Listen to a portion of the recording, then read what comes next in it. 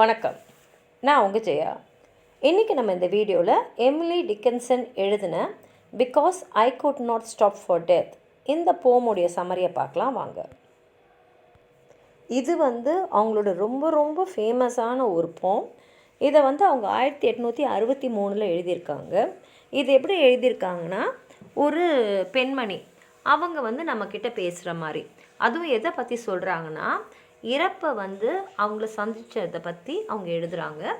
இங்கே இறப்பையே அவங்க ஒரு ஜென்டில்மேனாக, அதுவும் என்ன மரியாதைக்குற ஒரு ஜென்டில்மேனாக வர்ணிச்சிருக்காங்க. அவர் அவங்களுக்கு அவரோட கேரேஜ் எடுத்துன்னு வராரு. அதில் அவங்கள ஏற்றிக்கிட்டு அவர் பயணம் செய்கிறாரு. இந்த பயணம் செய்யும் போது அவங்களோட கடந்த காலத்தில் அவங்க வாழ்ந்த வாழ்க்கையோட டிஃப்ரெண்ட் ஸ்டேஜ் எல்லாம் அவங்க பார்த்துக்கிட்டே போகிறாங்க. கடைசியாக ஒரு இடத்துல நிற்கிறாங்க.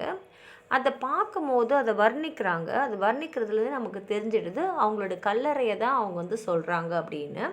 இதை நம்ம ரெண்டு விதமாக பார்க்கலாம் இந்த கவிதையை. ஒன்று இந்த கிறிஸ்டின் பிலீஃப்னு இருக்கு இல்லையா, ஆஃப்டர் லைஃப், இறப்புக்கு பின்னாடி, அதை பற்றியும் அவங்க சொல்கிறாங்கன்னு நம்ம எடுத்துக்கலாம். இல்லைன்னா ஒரு டவுன் டு எர்த்தாக, வாழ்க்கைனா இப்படி தான், இதுக்கப்புறம் இப்படி தான் அப்படின்னு நம்ம எடுத்துக்கிற மாதிரியும் இதை எடுத்துக்கலாம்.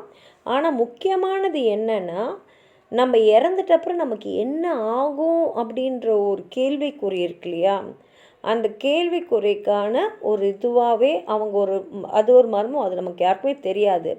அதுதான் அவங்க இதில் சொல்லியிருக்காங்க. அதாவது இது மர்மம், இது நமக்கு தெரியாது, நமக்கு இறப்புக்கப்புறம் நமக்கு என்ன தெரியாது அப்படின்ற ஒரு கருத்தை வலியுறுத்துறது தான் இந்த கவிதையோடைய முக்கியமான ஒரு பவர்னே சொல்லலாம். இதை அவங்க எப்படி சொல்கிறாங்கன்னா, நான் இறப்புக்காக நிற்கலை, ஏன்னா எனக்கு என்னோடய வாழ்க்கை ஓட்டம் போய்கிட்டே இருக்குது. அதனால் இறப்பே என்னை பார்க்க வந்தது. அது வந்ததுனால நான் அதோடைய கேரேஜில் ஏறினேன். இப்போ அங்கே ஏறிட்டப்புறம் தான் பார்க்குறேன், இறப்பு நான் 2 பேர் மட்டும்தான் இருக்கும். அதுக்கப்புறம் என்னுடைய ஈட்டர்னல் லைஃப்னால் முடிவே இல்லாத ஒரு வாழ்க்கை. நாங்கள் ரொம்ப நிதானமாக அந்த வண்டியை ஓட்டிக்கிட்டு போனோம். ஏன்னா இறப்புக்கு எந்த விதமான அவசரத்தையும் அது என்கிட்ட காட்டலை. இந்த உலகத்தில் எனக்கு நிறைய வேலை இருக்குது, நிறைய சந்தோஷங்கள் இருக்குது. ஆனால் இப்போ என்னை அழைச்சின்னு போகிறது ஒரு ஜென்டில்மேன். அந்த ஜென்டில்மேனுக்கு நான் மரியாதை கொடுத்து தான் ஆகணும். அந்த மாதிரி தான் இருந்தது அவர் என்னை அழைச்ச விதம். அதனால் இந்த உலகத்தில் எனக்கு இருந்த எல்லா வேலை, எல்லா சந்தோஷத்தை விட்டுட்டு நான் அவரோட அந்த பயணத்தில் போகிறேன். நாங்கள் போகும்போது ஒரு ஸ்கூலில் பார்க்குறோம், அங்கே குழந்தைங்கள்லாம் விளையாடினே இருக்காங்க. அது அவங்களோட பிரேக் டைம். அப்படியே ஒரு சர்க்கிள்குள்ளே அவங்க விளையாடின்னு இருக்காங்க. அவங்கள கடந்து போயிட்ட அப்புறம் நாங்கள் ஒரு வயல்வெளியில் பார்த்தோம். அப்படியே அந்த வயலெல்லாம் எங்களை பார்க்குற மாதிரியே இருந்தது. இப்போ சூரியன் அஸ்தம ஆரம்பிச்சிடுது. அதாவது நாங்கள் சூரியனை தாண்டி போகல, சூரியன் தான் என்னை தாண்டி போச்சு, அந்த மாதிரி தான் இருந்தது. அதுக்கப்புறம் பார்த்திங்கன்னா டியூ ட்ராப்ஸ்லாம் வர ஆரம்பிச்சிச்சு. பயங்கரமாக குளிர ஆரம்பிச்சிச்சு. அதுவும் எனக்கு ரொம்ப ரொம்ப குளிர்ச்சி. ஏன்னா நான் போட்டிருந்தது ஒரு மெலிசான ஒரு கவுனும், தலையில் கனமே இல்லாத ஒரு லைட் வெயிட் ஸ்கார்ஃபும். அதனால் அந்த குளிர் என்னை ரொம்ப ரொம்ப ரொம்ப அதிகமாக பாதிச்சுது. அடுத்தது நாங்கள் ஒரு வீட்டுக்கிட்ட போய் நின்னோம். அது வீடு மாதிரி தான் இருந்தது. ஆனால் பாதிக்கு மேலே அந்த வீடு தலைக்கு கீழே இருந்தது. என்னால் அது மேலே இருக்கக்கூடிய அந்த மேடை மட்டும்தான் பார்க்க முடிஞ்சுது. ஏன்னா அந்த வீட்டோட சீலிங் கூட அந்த கிரவுண்டு கீழே தான் இருந்தது. அதுக்கப்புறம் எத்தனையோ நூற்றாண்டு போயாச்சு, நான் அங்கேயே தான் இருக்கேன். இப்போ தான் நேற்று தான் நடந்த மாதிரி இருக்குது, ஒரே ஒரு நாள் தாண்டின மாதிரி இருக்குது.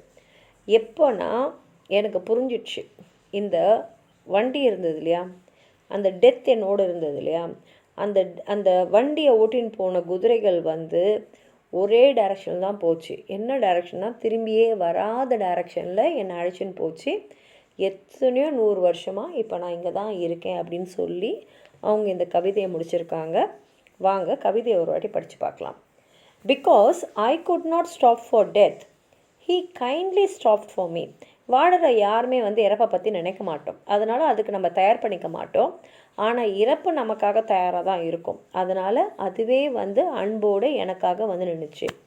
த carriage held but just ourselves and immortality. இறப்புக்கு அப்புறம் நம்ம கூட யாருமே இருக்க மாட்டோம்.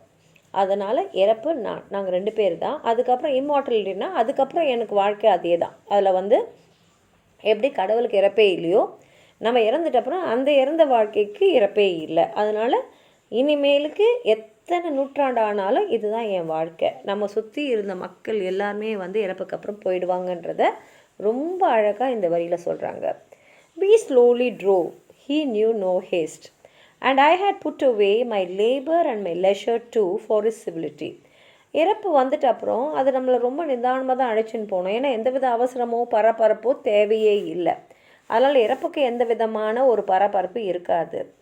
நான் இந்த உலகத்தில் இருந்த என்னோடய வேலைகள், என்னுடைய சந்தோஷங்கள் எல்லாத்தையுமே விட்டுட்டு தான் போனேன்.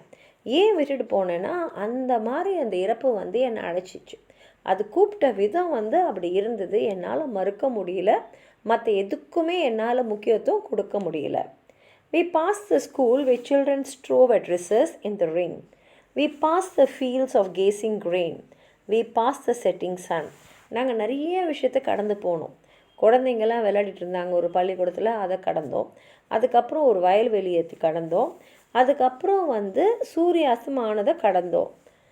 ஆர் ராதர் ஹீ பாஸ்டர்ஸ், இல்லை சூரியனை நாங்கள் கடந்தோம்னு சொல்ல முடியாது, சூரியன் எங்களை கடந்து போச்சு. The dews drew quivering and chill, for only gossamer my gown, my tippet only tulle. அதுக்கப்புறம் பார்த்தீங்கன்னா பனி துளி விழ ஆரம்பிச்சிச்சு, அப்படியே குளிர ஆரம்பிச்சிச்சு. காசம்பர்னால் மெலிசான துணியால் செய்யப்பட்ட என்னுடைய கவுன், மை டிப்பெட் ஒன்லி டியூல், அதே மாதிரி தலையில் போடுற அந்த ஸ்கார்ஃப், அதுவும் வந்து லைட் வெயிட்டான ஒரு scarf. We paused before a house that seemed a swelling of the ground. அதுக்கப்புறம் நாங்கள் ஒரு வீட்டுக்கு முன்னாடி வந்து நின்னோம். அந்த வீடு எப்படி இருந்ததுன்னா அப்படியே தரையில் ஒரு மேடு மாதிரி இருந்தது. The roof was scarcely visible. அந்த வீட்டோடைய மேற்கூரை கூட கண்ணுக்கு தெரியல.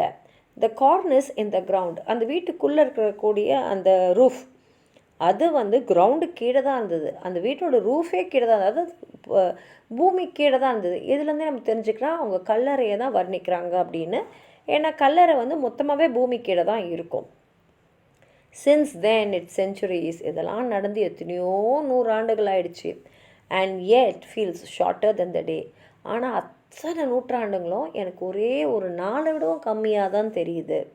ஐ first surmised the horses heads were toward eternity. அதுவும் ஒரு நாளை விட கம்மியாக எப்போ தெரியுதுன்னா எனக்கு புரிஞ்சது அப்போ தான். அதாவது என்னை அழைச்சின்னு போகிற குதிரைகள் ஒரே திசையை நோக்கி தான் போகுது, நான் திரும்பியே வரமாட்டேன்றது எனக்கு புரிஞ்ச போது தான் அப்படின்னு சொல்லி இந்த கவிதையை முடிச்சிருக்காங்க. இது வந்து அவங்களுடைய ஃபேமஸான கவிதைகள் மட்டும் இல்லை, உலகத்தில் ஃபேமஸான கவிதைகள்னு எடுக்கும் போது because I could not stop for டெத்தும் கண்டிப்பாக அதில் இடம்பெற்றிருக்கும். அவ்வளோ பிரபலமான கவிதை இது. உங்களுக்கு எதாவது சொல்லணும்னு நினச்சிங்கன்னா கீழே இருக்கிற கமெண்ட் பாக்ஸில் எழுதுங்க. இந்த வீடியோவை லைக் பண்ணுங்கள், உங்கள் ஃப்ரெண்ட்ஸோடு ஷேர் பண்ணுங்கள்.